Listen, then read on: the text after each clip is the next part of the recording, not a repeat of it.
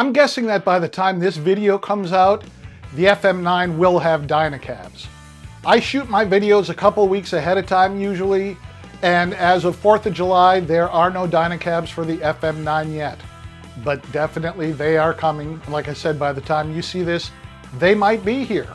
Now that being said, it's time to update the other presets that I have on Axe Change. Last week I did the Stevie Rave On preset. This week I'm updating the Gilmore SoS preset. Let's take a look. The Gilmore Sound on Sound preset replicates the real-world Gilmore Sound on Sound setup.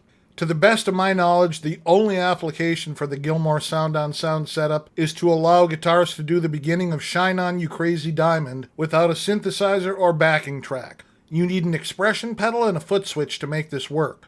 You start off on the freeze scene with the expression pedal in the heel down position. The expression pedal is acting as a volume pedal for the frozen chord. Now you would strum the G minor chord once, and don't lightly strum, put some effort into it. As soon as you strum, push the expression pedal forward into the toe down position, then pull it back. You should now hear the G minor looping, but it should sound like a pad because the expression pedal in heel down position eliminated the attack of the pick. Now you can solo over that G minor for as long as you'd like, or until your wife tells you to stop making all that racket.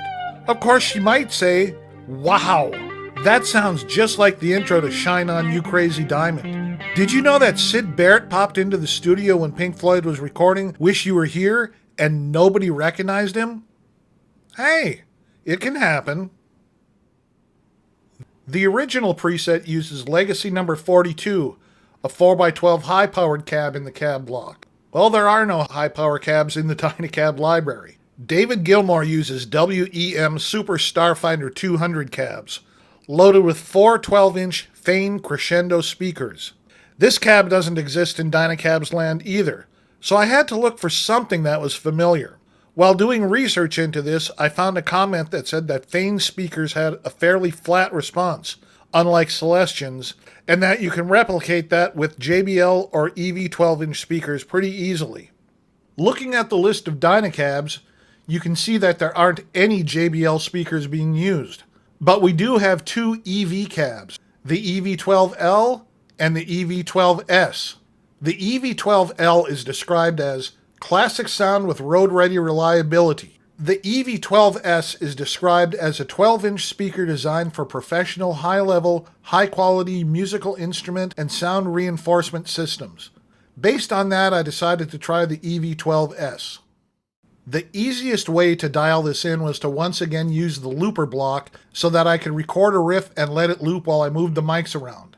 I went ahead and did that already. I ended up using the condenser mic and the dynamic 2. Now that the mics are placed and a few tweaks were made in the amp block, let's see if the new version sounds the same, better, or just different. I'll leave the Legacy cab in channel A and use Dyna-Cabs in channel B. That way you can switch back and forth and pick your own favorite.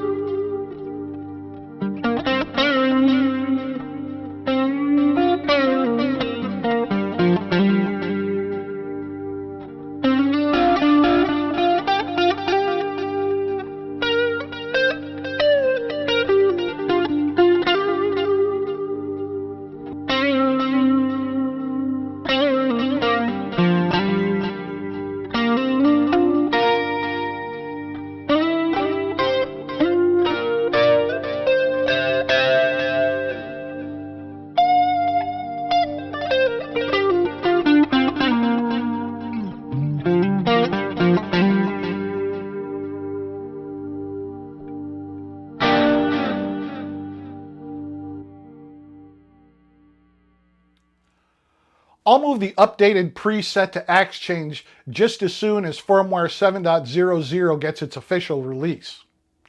Dyna-Cabs can make a big difference in a preset, but sometimes you might feel limited by the number of Dyna-Cabs that we have. But if you do a little bit of investigating, you can probably find a Dyna-Cab that comes close to the sound you're looking for. So do you prefer the original version or the Dyna-Cab version? Drop me a line in the comments.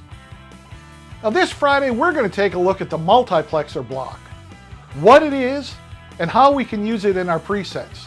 Now, you don't want to miss that, so go ahead and hit that subscribe button and ring that notification bell. All right, guys, I will see you on Friday.